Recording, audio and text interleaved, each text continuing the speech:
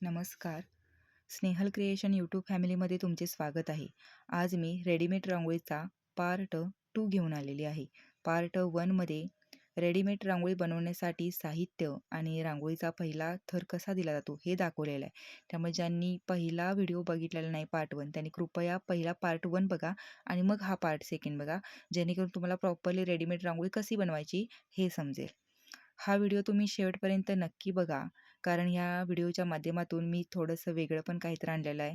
त्यानंतर ही रांगोळी उठावदार, आकर्षक होण्यासाठी अ, तुम्हाला वेगळ्या पद्धतीनं बनवण्याचा मी प्रयत्न केलेला आहे. तर तुम्ही ह्या व्हिडिओला लाईक करा, सबस्क्राईब करा आणि कमेंटही करा आणि व्हिडिओ हा शेवटपर्यंत नक्की बघा.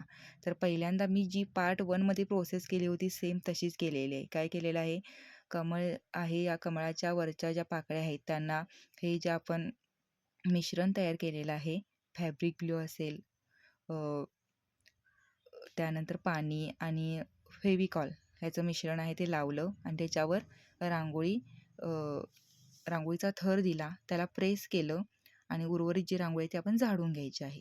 प्रेस करताना पण आपण प्रॉपरली करायचं आहे.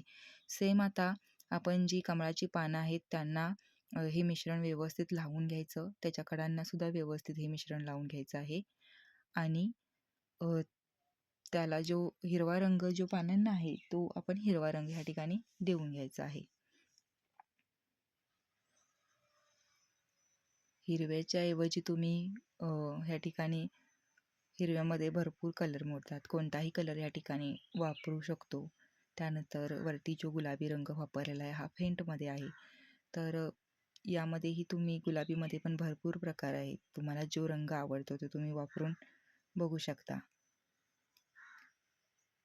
रांगोळी व्यवस्थित आपण प्रेस करायची आणि ती व्यवस्थित झाडून घ्यायची.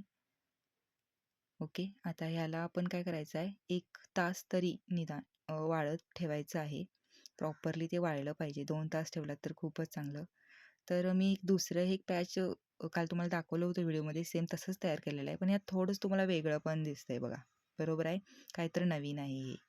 तर आता काय करायचं आपण, सेम पहिल्याला पॅचला जसं आपण हे मिश्रण लावून घेतलं तसंच मिश्रण लावून घ्यायचं आणि त्यानंतर थोडासा आपल्याला बदल करायचा आहे. रांगोळी एकदम उठावदार, आकर्षक, चांगली दिसायची असेल तर अजून काय बदल करता येईल, अजून काय आपल्याला चांगलं करता येईल, हाच प्रयत्न आहे. तर याच्यामध्ये मी हे मिश्रण आहे हे व्यवस्थित लावून घेतलेलं आहे. थोडंसं ते आजूबाजूला गेलं तर आपण हाताने ते कव्हर करायचं आहे व्यवस्थित. आता काय करायचं आहे, आपण रंग देताना डायरेक्ट मी जसा मगाशी रांगोळी हे केली तसे नाही करायची. तर लाल जो रंग आहे तो मी प्रथम घेतलेला आहे आणि लाल आणि गुलाबी म्हणजे समप्रमाणात घेऊन कमळच्या ज्या पाकळ्या आहेत त्यांना काय केलेलं आहे, कडांना तो लावलेला आहे, तुम्ही बघू शकता. त्यानंतर काय करायचं आहे, कडा कवर केल्यानंतर 2 नंबरला लाल कमी घ्यायचा आणि गुलाबी जास्त घ्यायचा आणि त्याच्या आतल्या साईडनं काय करायचं, पुन्हा त्या कडा पूर्ण करत येण्याचा प्रयत्न करायचा आणि राहिलेला जो सेंटरचा मधला भाग आहे तो पुन्हा त्याच्यापेक्षा फेंट करायचा. तुम्ही डायरेक्ट गुलाबी वापरू शकता किंवा तिथं सेम कलर वाटत असेल तर थोडासा त्या गुलाबीमध्ये पांढरा ॲड करा आणि काय करायचं आहे, तो मध्ये टाकायचा आहे आणि हे झाल्यानंतर प्रेस व्यवस्थित करून घ्यायचं आहे आणि झाडून घ्यायची आहे. बघा इथं तो किती छान दिसते. म्हणजे याला कोणतंही आता पेंटिंग वगैरे करण्याचं पण गरज नाही. नंतर आपण त्याला जे बॉर्डर करतो पाकळ्यांना वगैरे ते सुद्धा करण्याची गरज नाही. ही रांगोळी अशी सुद्धा उठून दिसते. ह्यामध्ये आपण काय केलेलं आहे तर शेडिंग दिलेलं आहे या ठिकाणी कलरचं, जेणेकरून आपली रांगोळी अधिकच उठावदार दिसते. आता खाली ज्या पाकळ्या आहेत त्या सेम तशाच करून घ्यायच्या आहेत. तुम्ही पानांना डार्क हिरवा प्रथम द्यायचा आहे आणि आतल्या बाजूला फेंट करत गेला तर छान दिसतं. माझ्याकडे फक्त हिरवाच होता म्हणून मी तो हिरवाच दिलेला आहे. यानंतर काय करायचं आहे, आपण ॲक्रेलिक कलर वापरायचे आहेत रांगोळीला बॉर्डर देण्यासाठी. तर याच्यामध्ये जास्तीत जास्त आपल्याला ब्लॅक असेल, पिंक असेल, रेड असेल, व्हाईट असेल किंवा जो गोल्डन कलर आहे याचा आपण जास्त वापर करतो. तर तुम्हाला ह्या 5-6 कलरचा जर असा बॉक्स मिळत असेल तर तो घ्या. कारण बाकीचे कलर म्हणजे तसेच राहतात, काही वेळा वापरले जात नाहीत. आता मी काय केलेलं आहे, हा जो काळा कलर आहे तो काळ्या कलरनं आपण बॉर्डर करून घेत आहे. माझा जो ॲक्रेलिक कलरमधला छोटी बॉटल आहे ती काळ्या कलरची संपलेली आहे, म्हणून मी ॲक्रेलिक कलरमधलीच मोठी बॉटल आणलेली आहे. आता ही जी ब्लॅक कलरनं मी बॉर्डर करते, हा पहिला पॅच आहे. म्हणजे कलर बदल डार्क टू फेंट आहे ते दुसरं पॅच आहे. ओके, मी पहिल्या पॅचला करून घेते आणि नंतर मग त्या दुसऱ्या पॅचलाही कसं करायचं ते सांगते. अगदी सोपं आहे, काहीच अवघड नाही. आणि अगदीच हे एक तासाभरात एक कमळ तरी तुमचं प्रॉपरली रंग वगैरे देऊन पूर्ण होतं.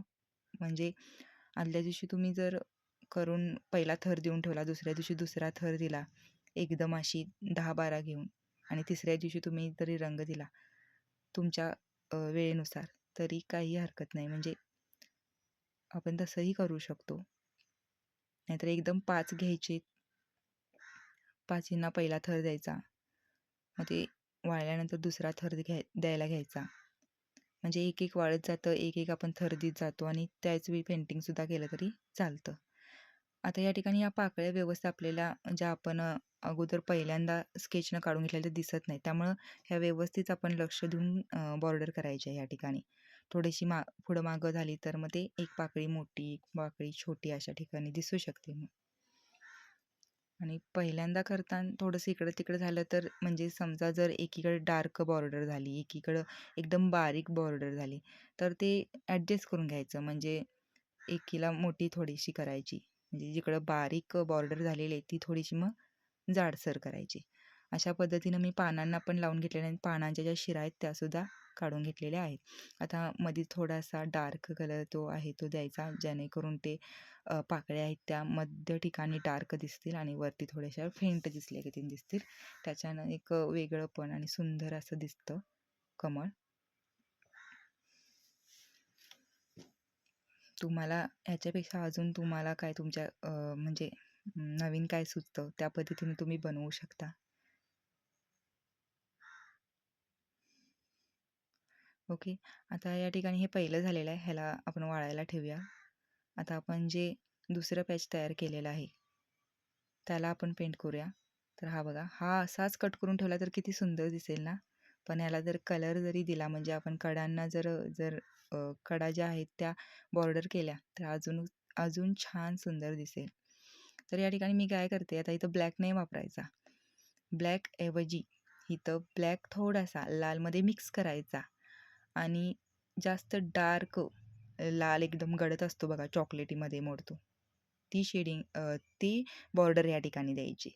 ओके, आणि या ठिकाणी तुम्हाला आता या कमळाच्या ज्या पाकळ्या आहेत त्यांच्या व्यवस्थित पाकळ्यांच्या रेषा आहेत त्या दिसत आहेत, त्यामुळे इथं जास्त अवघडही जात नाही. तुम्ही असंच कमळ जरी ठेवलं तरी काही हरकत नाही, ते छानच दिसतं. आणि बॉर्डर केली तरी पण चालेल, ती सुद्धा छान दिसतं. कसं आहे, आपण आपल्याला आवड पाहिजे. आपल्याला आवड असेल ना, तर कोणतीही गोष्ट असेल तर ती आपण करत असताना ती सुंदरच होते.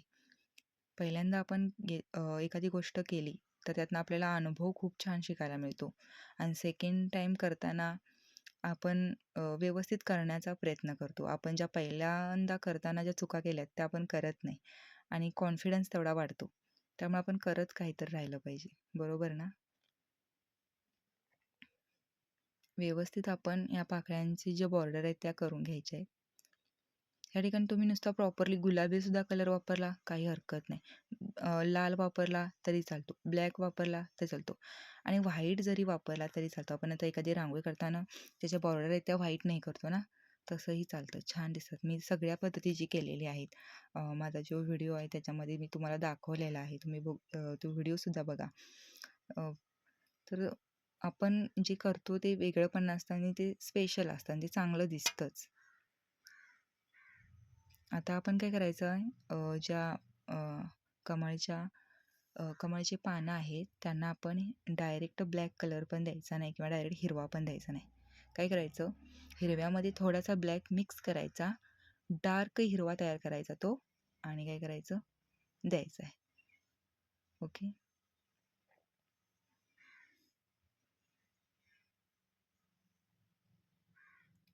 ते व्यवस्थित द्यायचे आहेत.